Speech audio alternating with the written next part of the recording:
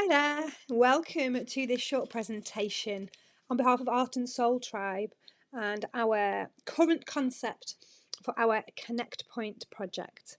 It's all to do with our Tribe Ways to Wellbeing framework, and this is a little bit of a presentation to our pitch deck.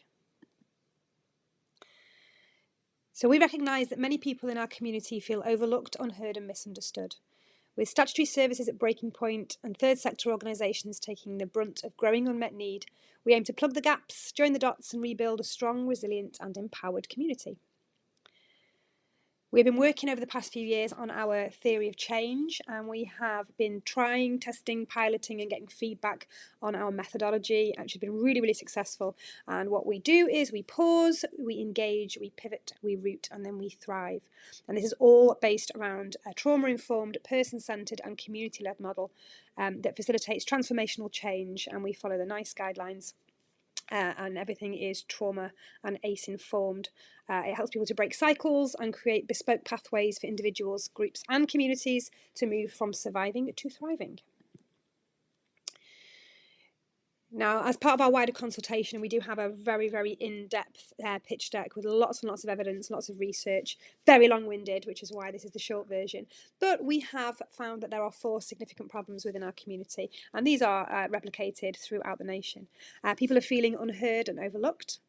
There's a lack of social connections, purpose and sense of belonging. People are experiencing poor mental health, which usually results from unresolved trauma. And there are significant barriers to engaging with statutory and third sector services. Now, you may be thinking at this point there are many, many brilliant organisations, brilliant networks, brilliant strategies out there, lots of mapping that's been done, and there are lots of incredible pieces of work that have been done. However, we are still finding that these are the significant 4 problems. So there is a gap somewhere, there is a break somewhere, and something needs to be filled. We believe that we can do that with our Connectpoint approach. And I'm not going to go through all of these, but these are a lot of the things that have come up during our consultation periods over the last few years that the community wants. And we know that these exist out in the community, and we work with a lot of social enterprises that do incredible pieces of work. There is a lot of duplication, there is a lot of competition, there is a lot of misunderstanding around the third sector, and everybody's going for the same pots of, very small pots of funding. So we recognise that the things that people say they wish they had in their community and they would love to see, some of them do already exist, but we also have looked at the barriers for people engaging, and there are many of those barriers, which we'll go into more detail if you'd like some more information. There are reasons that people either don't know where things are or they find it really difficult to connect in with them, and we feel that we have the solution to that problem, which will support not only the people in the community but other organisations, both third and statutory, that aim to serve them. And we're positioning ourselves through 8 years of trading and developing and building relationships with individuals and organisations. We feel that we are best placed to help people. So we are stepping out of the fray, and we're stepping out of that competitive space, and we're looking at how we can connect the dots and use our really super effective creative engagement approaches and the safe space that we facilitate to be able to nurture relationships and conversations between everybody and be that connect point to bring everybody together so that everybody can absolutely thrive. So we want to join up the thinking, and we want to create our Tribe Ways to Wellbeing base camp that can serve not only individuals within our community but also other third sector organisations and leaders from statutory services and from public sector. So we have been working with Halcombe Castle Wood for a number of years now, and we are looking at a 10-year lease on half an acre of land, and we would like to work very ethically within our framework and our plan with Halcombe to build a Tribe Ways to Wellbeing village, which will be an access point bringing everything together that's happening in our amazing community. That's the space itself. We've been developing for a while now our non-threatening creative triage assessment protocol. So we have some great ways to engage with our community right out in the field, bring them to base camp and work with them through some of the issues that they may be facing and some of the barriers. We have our wellbeing passports that have been developed alongside our territory mapping framework, working with the amazing Anthony Willoughby. We're looking at building further the activities and the projects that we know work really well and that fill a gap that nobody else does, but also looked at linking people in with future activities and purpose and identity moving forward out of the space they're in. And this holistic wraparound approach supports and protects everybody, our people, our partners, our places, our environment.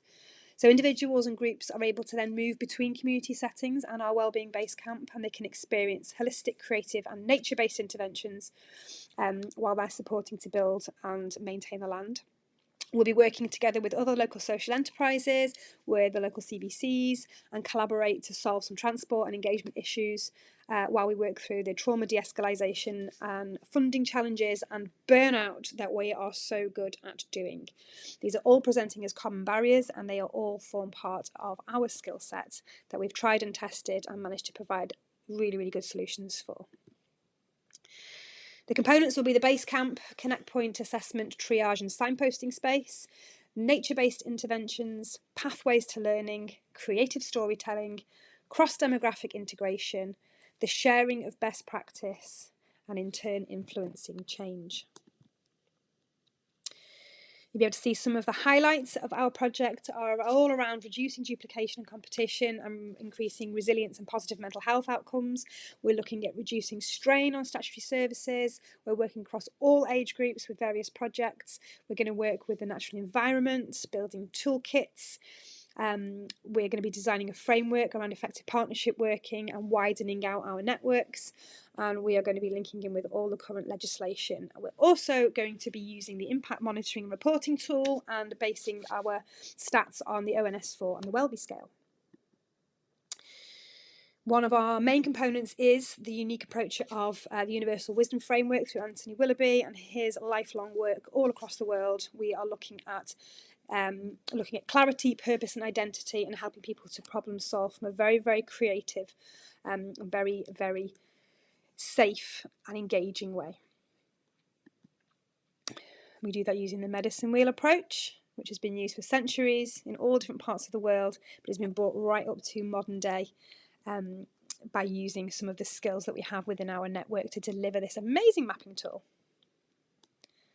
It can be used in a corporate space, it can be used in schools, it can be used within family settings, it can be individual one-to-one. This mapping tool can be used literally anywhere, and it can be adapted for any situation and any need. And there's an example of one of our young participants who's non-verbal, who managed to really, really share their voice beautifully and articulately using the mapping. And we didn't even have the standard maps, it was just paper and pen. This map's now gone all over the world as best practice. We're then linking this in with our passport. So we have our Tribeways to Wellbeing Connectpoint passport. So individuals will be able to access this if they desire, and they will be able to have this as a tool to use to grow once they have looked at their identity and their purpose and what they would like to do next. And they have some recovery steps in place.